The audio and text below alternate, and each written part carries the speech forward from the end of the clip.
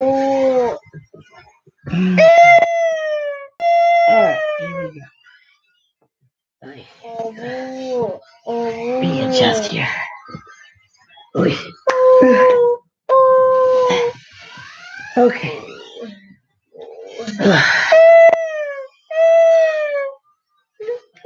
Alright, how do we log on? Yeah, we're alright, I suppose.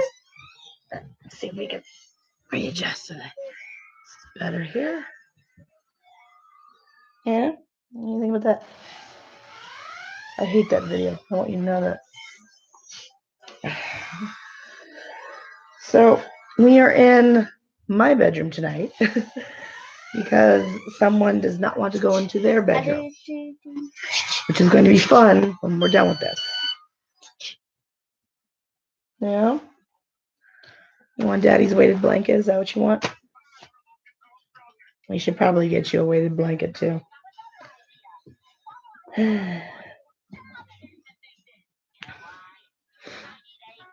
Okay, so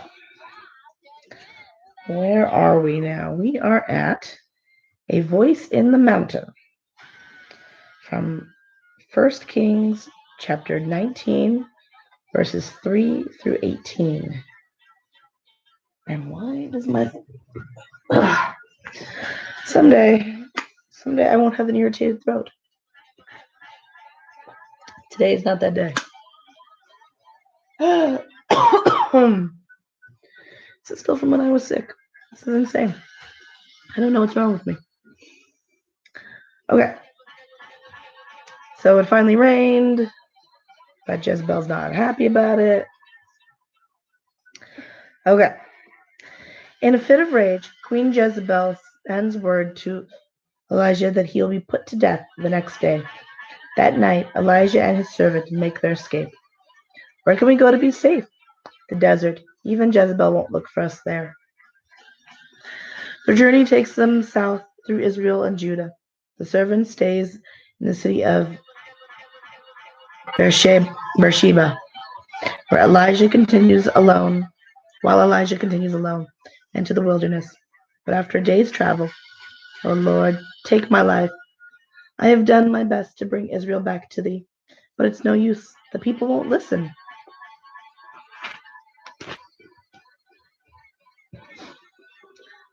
Then, hungry and tired, Elijah falls asleep. While he is sleeping, an angel appears with bread and water. Wake up, Elijah, and eat. Elijah is encouraged by the fact that God is taking care of him. After he eats and rests, he continues his journey.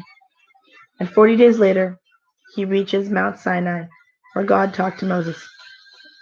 I pray that I too may receive a message from God on this mountain. Suddenly, a great storm strikes. The wind hurls rocks down the mountain. An earthquake shakes the ground on which Elijah stands, and lightning splits the sky. The power of God is revealed in the storm, but there is no message. Then, in the quietness after the storm, Elijah hears the still small voice of God. Elijah, what are you doing here? O Lord, the people of Israel do not serve thee. They worship idols. They have killed all of your other prophets, and now they want to kill me. But God tells Elijah there is work for him to do in Israel. So, his courage renewed, Elijah starts back. Oh God, I am ready now to face any danger.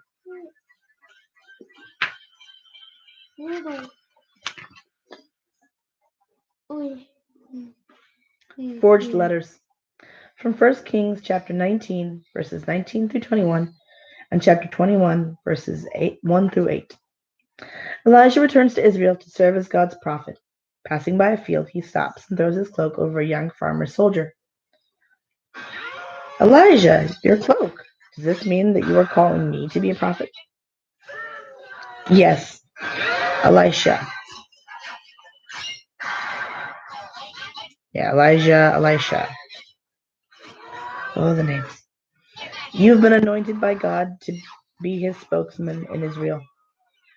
Wait, let me go home and say goodbye to my mother and father. Then I'll go with you. Of course. But join me soon. for there is work to be done for God. So Elisha returns home and gives a farewell feast for his family and friends. You're giving up a safe life for a dangerous one, Elisha. I know, but God has called me, and I must obey. I am proud of you, son. Elisha goes to work with Elijah. While they are training other prophets, King Ahab makes a surprise visit to one of his subjects. Naboth, I want to buy this vineyard, or if you like, I'll give you another one for it. Another for it. I'm sorry, O king, but our family has owned this vineyard for many years. It would not be right to sell it to someone outside the family. You may also find that it is not right to displease your king. Like a spoiled child who cannot have his own way, Ahab returns to the palace. What is the matter? Are you ill? No, I want Naboth's vineyard. He won't sell it to me. Won't? Are you king of Israel or aren't you? But don't worry, I'll get the vineyard for you. Quickly, Jezebel writes some letters and signs the king's name to them. Deliver these to the elders and nobles of the city. Price of a vineyard. Queen Jezebel, from 1 Kings chapter 21, verse 9 through 22, verse 29. Queen Jezebel signs King Ahab's name to letters she sent to the elders and nobles of the city. When the men received the messages, this is weird to accuse Naboth of cursing God and the king, and to have him stoned to death. Naboth, he's a good man. This looks like the work of Jezebel. Right? The messenger said the letter came from the queen herself. Do we dare disobey these orders? They came from the queen. Not if we value our lives. No man can save Naboth if Jezebel wants his life.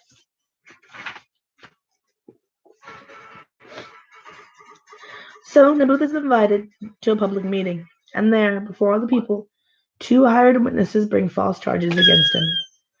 Naboth cursed God and the king. That's the truth. I heard him. So the verdict is given.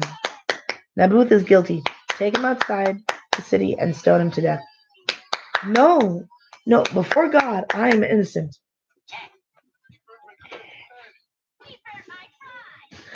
When a report of Naboth's death is brought to Jezebel, she hurries to the king. Good news, Naboth is dead. Now you can get his vineyard. Good, I'll take it at once. What a beautiful vineyard. And it cost me nothing at all. But as King Ahab is gloating over his new vineyard, Elijah the prophet of God suddenly appears.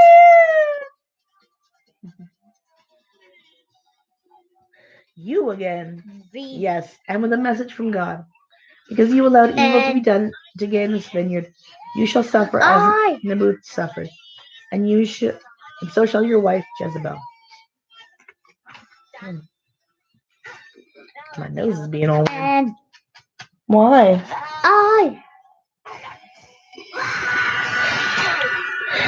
Ahab is so frightened by Elijah's prophecy that for a time he seeks God's favor. But when the king of Judah comes to visit him, he prepares for war in spite of God's warning. Syrians took one of my cities. Will you help me drive them out? Your war is my war, Ahab.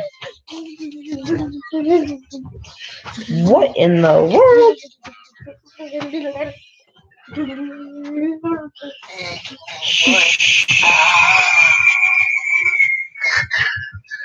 It's okay. SpongeBob can do that to you. Yeah.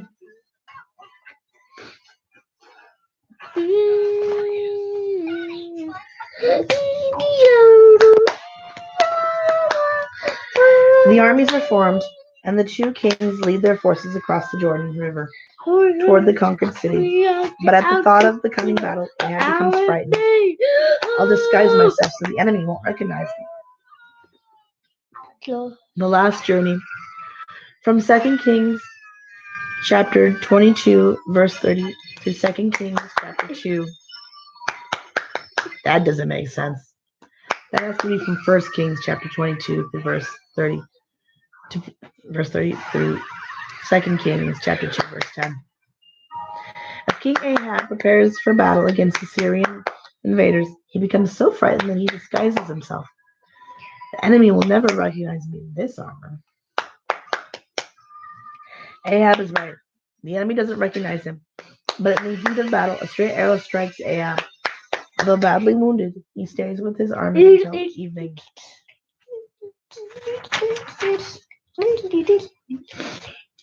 The battle turns against the Israelites suddenly. Look, the king is dead. Without their king, the Israelites retreat, and the campaign fails. King Ahab's body is brought back to his capital for burial, and his chariot taken outside the city to be washed. Remember, Elijah said that Ahab's family would pay for Naboth's murder. Yes, and he said that Ahab's family would be destroyed. I wonder if that will come true too. Ahab's kingdom passes on to his sons, but Queen Jezebel remains the power behind the throne. It is during the reign of her second son, Jehoram, that Elijah receives a message from God.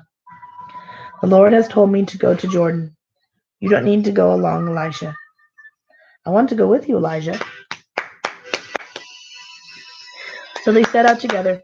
God has revealed to both of them that this is Elijah's last journey. But they say nothing. When they reach the Jordan River, Elijah strikes it with his cloak. The waters part, and they walk across on dry land. On the other side, Elijah stops, as if he has reached the end of his journey. Is there any request you want to make before God takes me away? Yes, give me the spiritual power to carry on the work you've been doing for God. Only God can grant your wish. You'll have to wait and see what happens. Chariot of Fire. From 2 Kings chapter 2, verse 11 through 18, and chapter 4, verse 1. Every time I read, all of a sudden my sinuses flare up.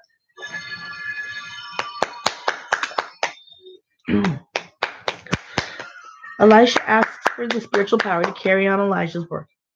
And Elijah promises, if you see me when I am taken from you, it will be a sign that God has granted your wish.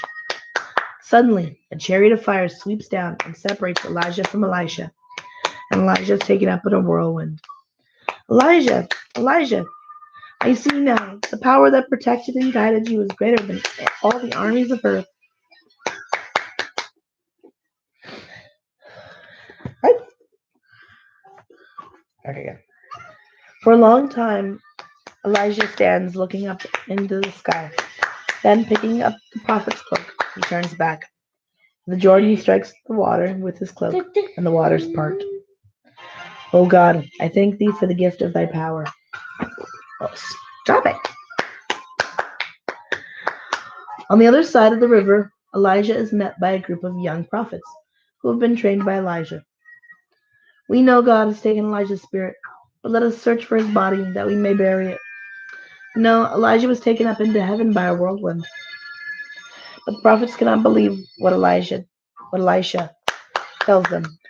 They plead until Elisha tells them to carry out their search for 3 days. The men look, then they return, convinced that the body of Elijah is not to be found. The news that Elijah is gone spreads quickly. In the palace of Samaria, the Queen Jezebel gladly passes the news on to her son. With Elijah out of the way, we can rule Israel as we please. Under the queen's influence, men feel free to take advantage of those who have opposed the queen. Your husband owed me money when he was alive. Pay me what he owed, or I'll take your sons as slaves. Slaves? No. Oh God, what can I do? There's only one thing you can do. Have the boys ready tomorrow. Remember, the law is on my side. In desperation, the woman searches for Elisha. Help me, help me. What is the matter? My sons. The moneylender will take them as slaves tomorrow, unless I give him the money my husband owed him. And I have no money now.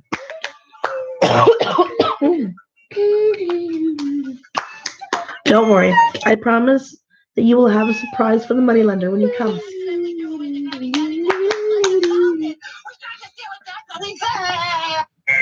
Yeah. A miracle of oil. From Second Kings, bless you, chapter 4, verses 2 through 7. Elijah promises a surprise for the moneylender who demands that a widow give her sons in payment for a debt she cannot pay. Tell me what you have in your house. Only a jar of oil. Borrow all the empty jars you can from the neighbors.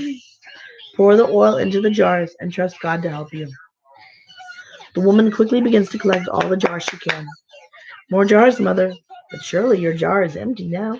No, I have filled these jars, but there is still more oil. Elijah said to fill the jars we could find. There, that's the last jar we have, and mine is still full. It's a miracle.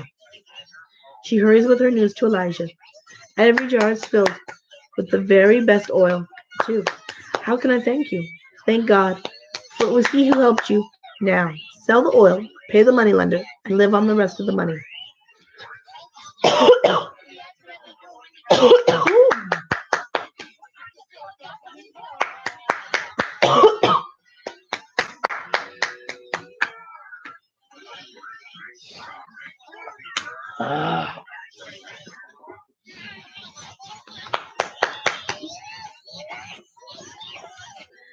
With a grateful heart, the woman thanks God for saving her sons.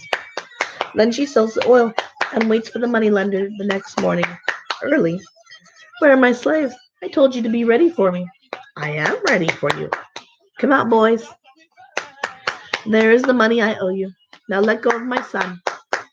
Money? I don't understand. I'll take it, but God saved us from slavery, didn't He, Mother? Yes, through His prophet Elisha, who is never too busy to help those of us who need Him. Elijah helps many people by keeping their faith in God strong. Stories of his good deeds spread throughout all of Israel, even to a small girl who wanders away from her father's flock. She'd make a good slave for General Naaman's wife. Yes, I'll take her. The rest of you take the sheep.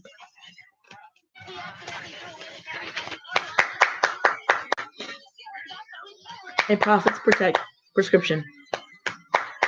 From 2 Kings chapter 5, verses 1 through 14a.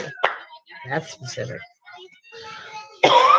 An Israelite girl, kidnapped by Syrian raiders, becomes a servant to the wife of Syria's general Naaman. Thank you, dear. I'm not hungry.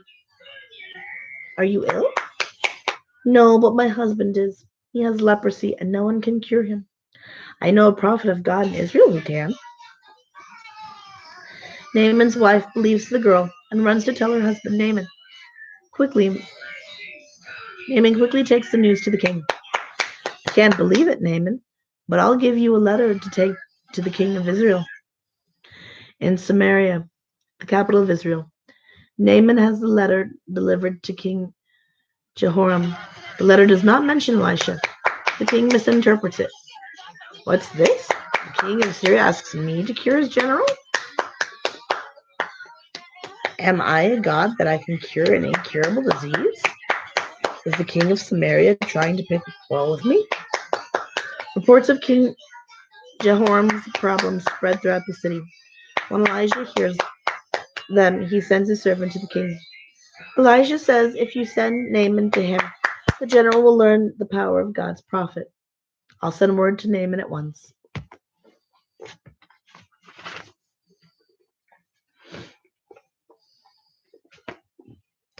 Naaman loses no time in going to Elijah's house, where he is met by a servant.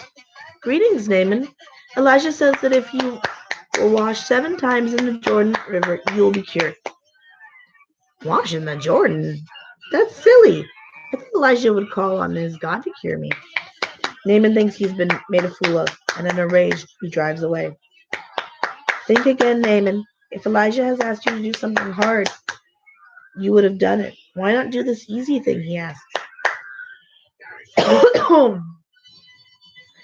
The general takes his servant's advice. and goes to the Jordan River. I don't see how this muddy water will cure my leprosy. Surrounded. Naaman, a general of the Syrian army, has leprosy. At Elijah's direction, he dipped 7 times in the Jordan River. Naaman, look! Your skin is as clear as mine. I'm cured. I'm cured. I'm no longer a leper. Overcome with gratitude, Naaman returns at once to Elisha's house. Now I know there is no God except Israel's God. Please accept these gifts in payment for what you have done for me. Thank you, Naaman, but I can accept nothing. It was God, not I, who healed you.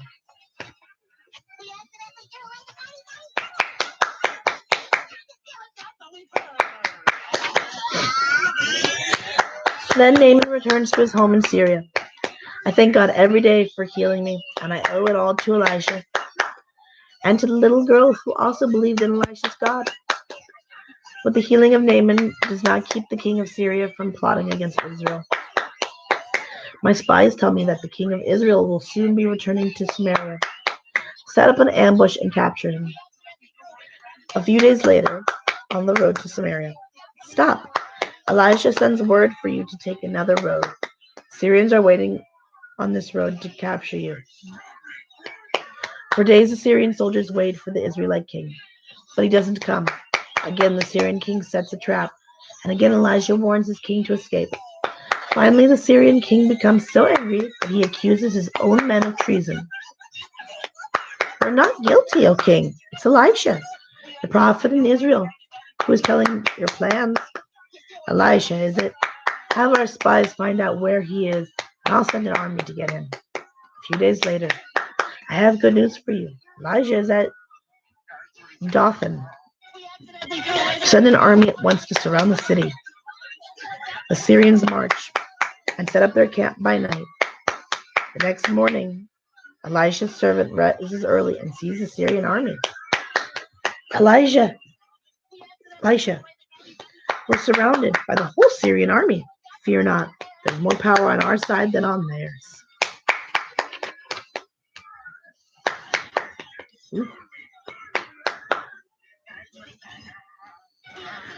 I gotta say, some of the artwork in this book is kind of wonky, but anytime there's fire involved, it is really cool looking.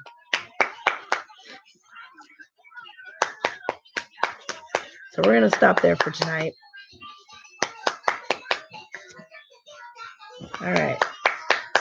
Hey, are you gonna go to sleep in your own room? Yeah? Are you gonna party all night? You gonna watch your weird SpongeBob? You could just watch regular episodes of SpongeBob instead of this weirdness. All right. It is bed. Oh, but before we go to sleep, you have to see. Look at this little cute sleepy girl. She's so sleepy and tired and cute.